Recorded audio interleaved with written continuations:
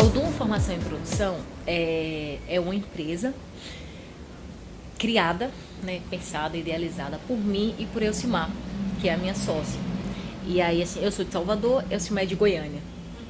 E quando Elci chegou aqui em São Paulo para fazer o mestrado dela, a gente se encontrou e a gente trocava muita ideia, porque ela tinha uma experiência já com cultura, a partir do teatro do oprimido, uma relação com o teatro muito forte e com formação através da arte muito forte. E aí eu vinha com essa coisa também de pensando de que a minha relação com o audiovisual só foi possível porque eu também tinha passado de um jeito ou de outro por um processo formativo. Né? Então, assim, o audiovisual foi ferramenta e é ferramenta utilizada dentro da Cipó para transmitir outras coisas. Então, eu tinha isso muito engendrado e não queria partir para uma instituição que não considerasse, né, essas duas facetas, né, a formação e a produção.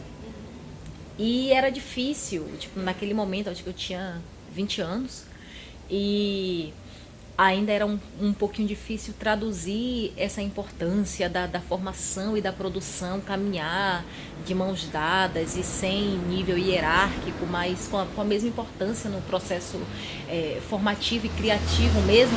E aí, quando encontrei o Elcimar aqui em São Paulo, que vinha também com essas angústias lá de Goiânia, foi, sabe, aquela coisa de amor à primeira vista. E aí a gente começou a trocar muita ideia, uma relação, e eu falei assim, Elci, e aí? Você topa? Eu quero abrir uma empresa.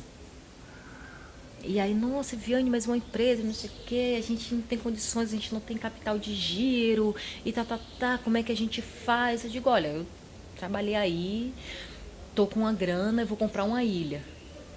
E aí ela foi embora pensando, essa menina é louca.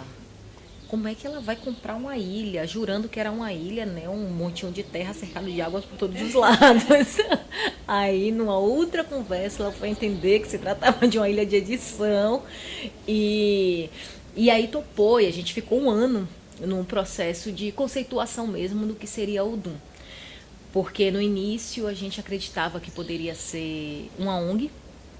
E aí as pessoas compraram, vocês vão abrir, mas pode ser uma ONG, tá? Mas a gente ficava pensando, putz, mas não é uma ONG. E a gente também não queria uma organização sem fins lucrativos que tivesse uma estrutura de empresa e levasse o nome de ONG só para fugir de impostos e não sei o quê. E nesse aspecto, ter uma formação no direito contribui bastante para a gente conseguir compreender a diferença de uma empresa disputando o mesmo mercado e de uma organização, e a visão política também, porque aí, assim, a minha experiência a partir da vivência no movimento negro mesmo, no movimento social, no movimento político, me fazia naquele momento perceber que no campo das organizações sociais a gente já tinha bastante, assim, tinha uma quantidade significativa, né? Se a gente consegue sobreviver é uma outra questão, mas que a gente já existe, já disputa esse espaço, e algumas organizações, elas existem de forma consolidada, isso é real, a gente tem referência aí.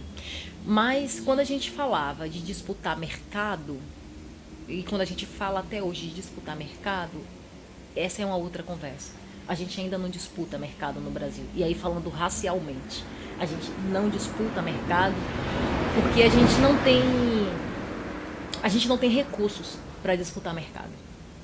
E aí, quando a gente pensa em audiovisual, quando a gente pensa em cinema, a gente precisa pensar automaticamente em dinheiro, porque é uma ferramenta cara.